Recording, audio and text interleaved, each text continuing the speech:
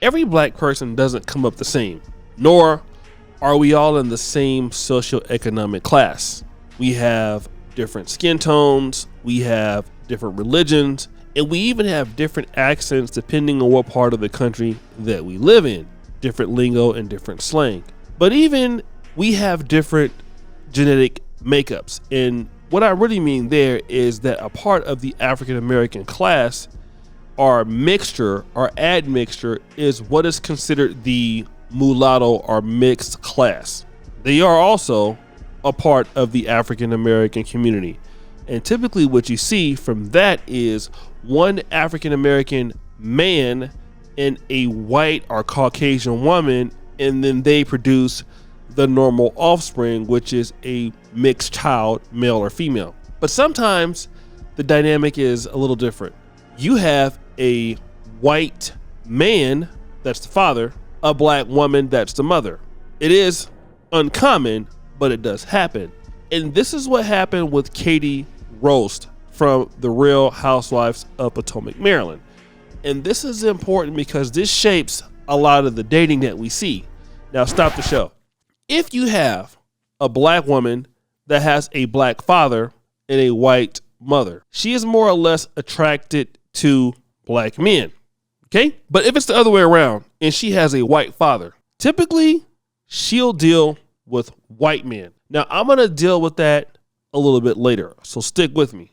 I want to kind of fast forward, Dima. Let's kind of get to the gender situation or the gender war that has been occurring in Black America. And I kind of want to talk about black women spreading out their options. And I found this really good TikTok video from this woman that is telling, like black women, like, hey, you need to expand on your options.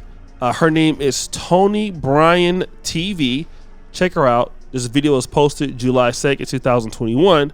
But let me play this video here and then I'll come back. So I'm just sitting here thinking, and I'm like, us as black women need to be more open to dating outside of our race. Now, don't get me wrong. I'm one of those that's like, oh my God, I only see myself with a black husband and having black children, all that stuff. But, these men be praising the ground that we walk on. I'm just saying.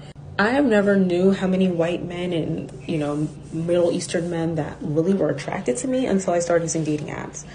And let me tell you, they are ready to treat you the way you deserve to be treated, okay?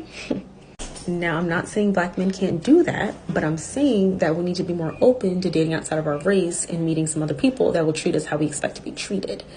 Don't feel tied to black men because black men sure the hell ain't tied to us. They date who they want to date, and I feel like we should do the exact same and find out who our Mr. Right is. Of course, with the right intentions, and if you happen to be with a black man that treats you right, that is amazing. Like, I would love that too, but I'm definitely starting to step outside of my regular caliber. So guys, you're probably wondering why I played that video. And I played that video because this particular woman, is kind of making it seem like, all right, you black women out there are, dealing with black men, but you could be dealing with white men. And these white men could give you the treatment that you've been looking for. Because again, stop the show. She was on dating apps, and these guys were, I don't know, they probably bought her a few hot dogs and hamburgers, so she felt good about herself. Stop the show again. Make sure you subscribe and hit the bell on this channel, because the content over here is fire. Fast forward, Dima. Now, I want to get back to the situation with this lady, Katie Rost. All right. Now, again, she was married to a white man and divorced. Now, while being on the Real Housewives of Potomac, she also got kicked off. And obviously, she had mental problems. She had to go to rehab. She was doing everything. She had divorced from her husband, lost custody of her kids, posting disturbing messages on social media, all kind of stuff, right? And she's just doing terrible. All of this, in my honest opinion, probably self-induced. Now, it could have been somebody else's fault, but self-induced, right? And this is what I want to talk about, because a lot of women who say they need to go over to white men or Jewish men or whatever kind of men they want to go to, still forget that no matter wherever you go, there you are, right? Now, she has completely lost everything. She's been fired from the show. She went to Boston University, was a journalism major, but lost everything. The white husband left her. She had a fiance. After that, he left her. And she posts this, okay? Sad music. Jesus Christ. I started working like a real job. I just got off an 8-hour shift, working minimum wage. A guy who works at a restaurant next to where I work asked if he could give me a foot massage. I felt like a real person instead of a real reality TV person. I made $14 an hour, keeping it real.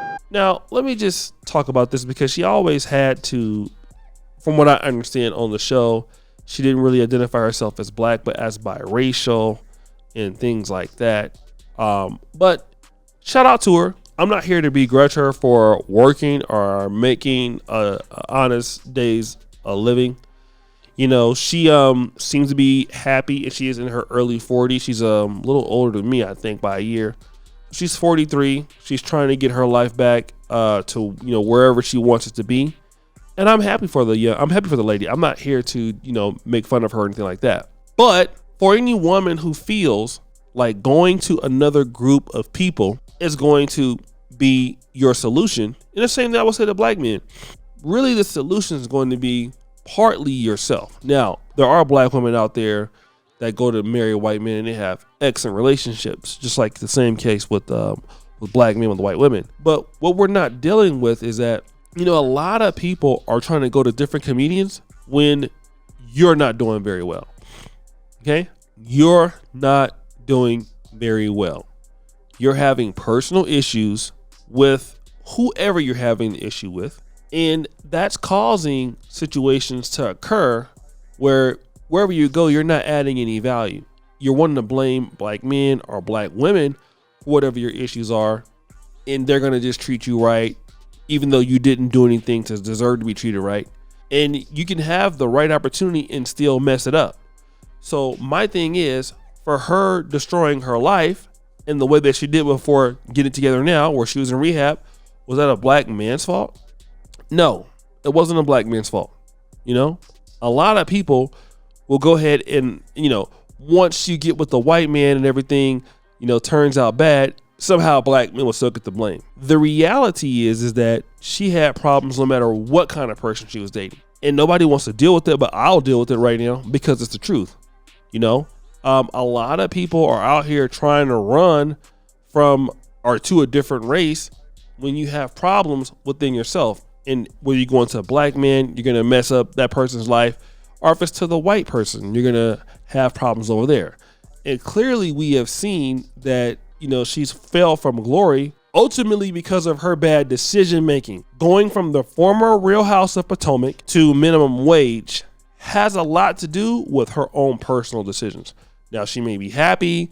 She may be, you know, on the rebound. She might be trying to make a comeback. I don't know. But that's what it looks like to me. So guys, what do you think? It's your boy, O'Shea Duke Jackson, back at it again with another episode of The Celebrity Junk. I really appreciate you for all that you do. Subscribe, hit the bell. We're out.